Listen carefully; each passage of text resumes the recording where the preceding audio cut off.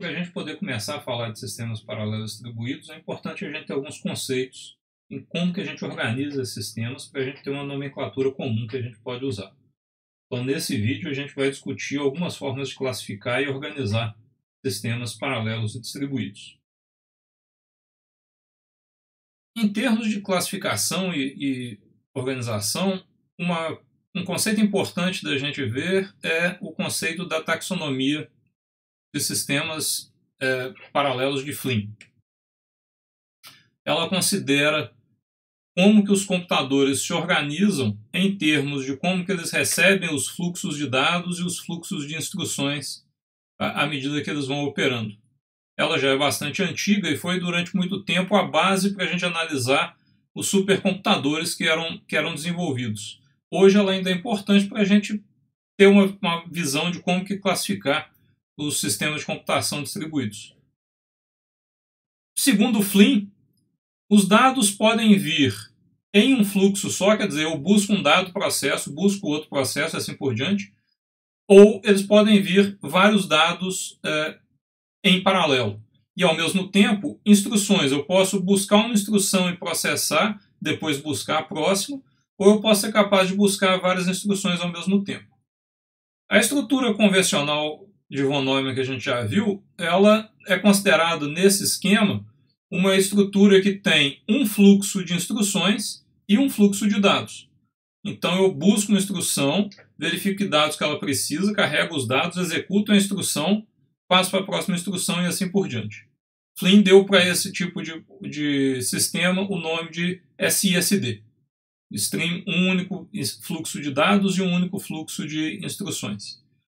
Na hora que a gente vai verificando, então a gente pode ter ou um fluxo ou vários fluxos nessa taxonomia. Se a gente pegar agora e pensar em termos de múltiplos fluxos de instruções, a gente tem uma máquina que lê um dado e com esse dado ele vai executar várias instruções em cima dele. Se a gente pensar bem, isso não é uma forma muito convencional de um computador funcionar.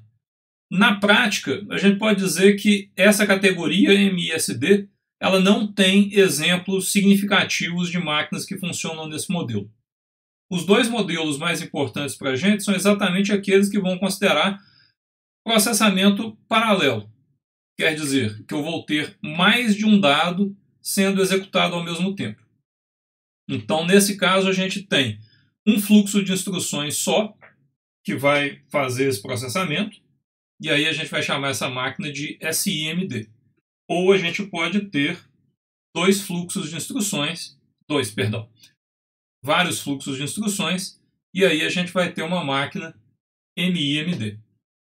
Então vamos olhar com mais detalhe para o SIMD e para o MIMD, que são realmente os modelos que vão dar para a gente paralelismo e distribuição.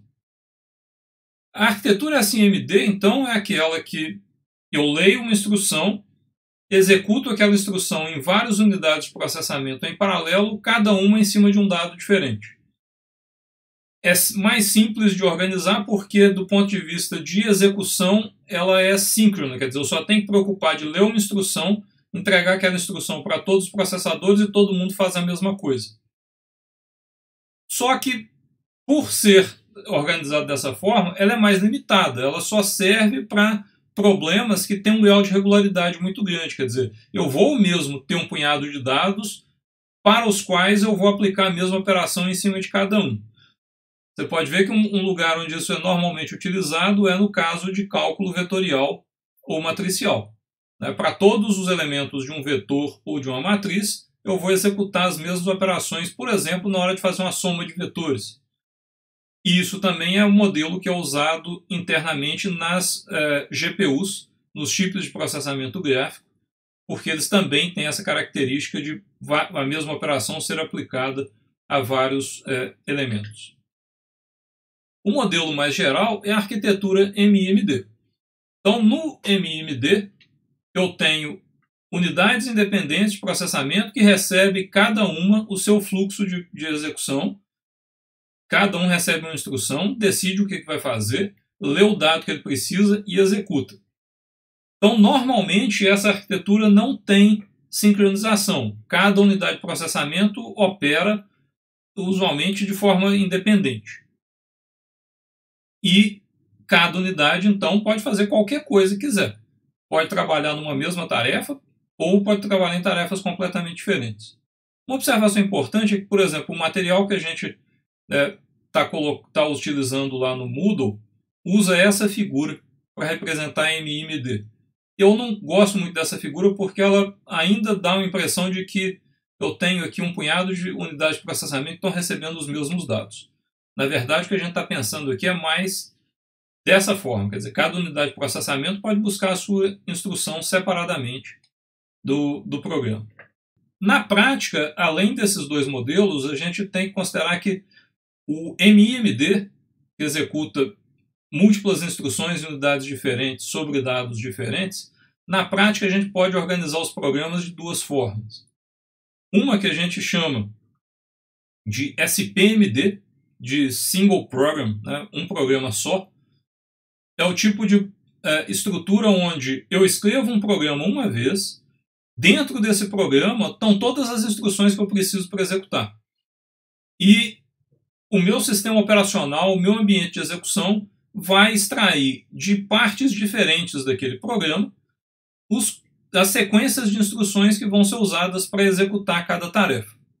Exemplos de sistemas que funcionam desse jeito são a biblioteca de pthreads. Então, quando você escreve um programa com pthreads, dentro do seu código-fonte, você vai colocar todas as threads que você quer executar, dispara um programa só, e dentro daquele programa ele tem o código de todas as threads que precisam ser executadas. MPI também funciona dessa forma, e o Apache Spark, que é da área de Big Data, também funciona dessa forma. Você cria um programa, aquele programa tem toda a informação para todos os processadores executarem. Não quer dizer que eles vão executar as mesmas instruções ao mesmo tempo, mas todas as instruções que eles precisam estão em alguma parte daquele programa que foi carregado. O outro modelo é o modelo de múltiplos programas e múltiplos dados, MPMD. Então, nesse caso, agora a gente tem um punhado de computadores, ou menos comum a gente encontrar isso num sistema paralelo, é mais comum a gente encontrar o MPMD em sistemas distribuídos. Então eu tenho um punhado de computadores trabalhando para um mesmo objetivo, e cada um deles vai executar uma parte das tarefas que podem vir de programas diferentes. Então eu não tenho um programa só que eu disparo ele de uma vez, ele vai para todas as máquinas e todo mundo faz executa o mesmo programa com partes diferentes dele. Eu posso ter uma máquina que começa rodando um programa de um tipo, de uma outra máquina que tem um outro programa do outro tipo, mas eles se comunicam para resolver um problema comum. Hoje em dia, as grandes aplicações em nuvem são chamadas de aplicações de serviço web, né, web services, tem essa característica. Então eu posso ter vários servidores web que vão ter que se comunicar para resolver algum tipo de problema. Cada um deles tem um programa separado, mas no final eles estão trabalhando juntos para resolver uma tarefa maior. Essas classificações que a gente viu até agora, elas se aplicam tanto para sistemas paralelos quanto para sistemas distribuídos. Agora vamos olhar um pouquinho mais para as arquiteturas de sistemas distribuídos, como que elas se organizam. Ela é importante para a gente começar a ter uma nomenclatura comum. Mais tarde a gente vai voltar para vê-las em mais detalhe, mas a gente começa falando disso agora. Para arquiteturas distribuídas, a gente tem duas formas de organização básica, que é a cliente-servidor e a organização par a par, ou P2P. Na arquitetura cliente-servidor, a gente tem um computador, que é o servidor, atendendo a demandas de vários clientes. Então, o programa, normalmente, o seu programa distribuído está organizado em duas partes, uma parte cliente e outra parte servidor. Eu posso ter vários clientes demandando tarefas de um mesmo servidor paralelamente, um servidor web, por exemplo, e eu posso ter cada cliente em momentos diferentes se comunicando com servidores diferentes. Mas existe claramente essa noção hierárquica de alguém que requisita um serviço e alguém que atende aquela requisição. Do outro lado, a gente tem a arquitetura par a par. A arquitetura par a par, basicamente, ela se caracteriza por não ter nenhuma estrutura pré-definida. Para todos os efeitos, todos os participantes são equivalentes em termos de funcionalidade.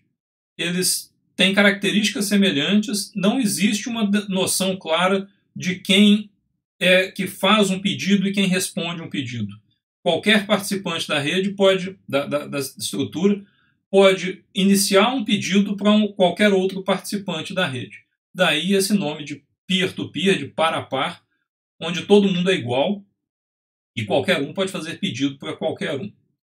Para ilustrar um pouco mais esse tipo de arquitetura, a gente pode dar uma olhada em dois sistemas reais que representam essas duas formas de organizar o sistema. Então, o primeiro exemplo é o sistema de cliente-servidor do servidor de arquivos NFS, que é o servidor de arquivo que a gente usa para, quando vocês, por exemplo, logam numa máquina do laboratório de micros, em qualquer máquina que você logar, você vai sempre encontrar o seu diretório, o seu home, com todos os arquivos que você colocou ali. Não importa em que máquina que você está trabalhando. Então, o NFS dá para a gente essa estrutura de arquivos onde o sistema de arquivo, na verdade, está funcionando em outro servidor, em algum lugar. Mas de qualquer máquina que você loga, você tem acesso às suas máquinas, seus dados, seus arquivos locais. Então, o cliente ele tem a interface com o disco local da máquina, mas quando você acessa um arquivo que está armazenado no NFS, o acesso vai passar pela rede, vai chegar no servidor de NFS, que vai processar o seu pedido, vai no disco local dele, onde está armazenado o arquivo de verdade, vai fazer o acesso, vai fazer a leitura, vai fazer a escrita que você pedir, e depois ele devolve uma outra mensagem dizendo que a operação foi feita. Então essa é uma clássica arquitetura cliente-servidor, né, nas aplicações que a gente está acostumado a usar. Por outro lado, um exemplo de arquitetura P2P, peer-to-peer, é a rede de compartilhamento de arquivos chamada de GNUtella. A Nutella ela surgiu como uma rede para trocar músicas, né, e foi se organizando num esquema que é um esquema completamente sem hierarquia, sem uma estrutura fixa. Se eu conheço alguém que tem GNUtella instalado, eu posso apontar o meu programa GNUtella para o programa do meu vizinho, do meu par, e aí a gente começa a trocar arquivos que a gente tem interesse. Se o meu vizinho conhece outras pessoas que estão rodando também o programa GNUtella, eu posso me comunicar com os programas daqueles outros participantes e eu posso escolher. Na verdade, o meu programa GNUtella vai escolher com quais outros programas GNUtella ele vai conversar. Mas essa estrutura é completamente ad hoc. À medida que a rede vai crescendo, eu vou conhecendo outras máquinas que estão ligadas na rede GNUtella e eu posso escolher de me ligar a uma e me desligar de outra como o meu programa escolher. Tem várias políticas que podem dizer como que eu vou fazer isso, mas não tem nenhuma obrigatoriedade de que eu tenho que me ligar a A ou B segundo uma certa sequência. Então isso define para a gente uma estrutura completamente par a par. Não tem uma noção de cliente e servidor nesse processo. Vamos fazer uma interrupção aqui e relembrar o que a gente já viu até aqui. Então a gente viu a classificação dos sistemas paralelos segundo a taxonomia de Flynn. Então a gente viu que tem os sistemas que na verdade não são paralelos, né, ou que só tem um fluxo de instruções e um fluxo de dados. A gente viu que existe o MISD dentro da taxonomia, mas praticamente a gente não tem nenhum representante interessante dele na prática. E a gente viu os dois modelos, SIMD e MIMD, que se diferenciam se eles executam uma instrução em cima de muitos dados ou se eu executo várias instruções diferentes, cada uma com o dado que for necessário.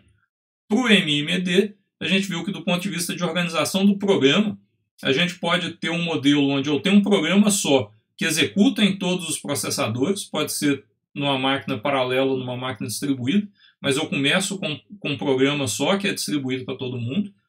Ou eu posso ter o MPMD, onde eu tenho vários programas diferentes que podem estar executando em cada máquina e todos eles sabem como que eles têm que trocar informações para chegar num objetivo comum.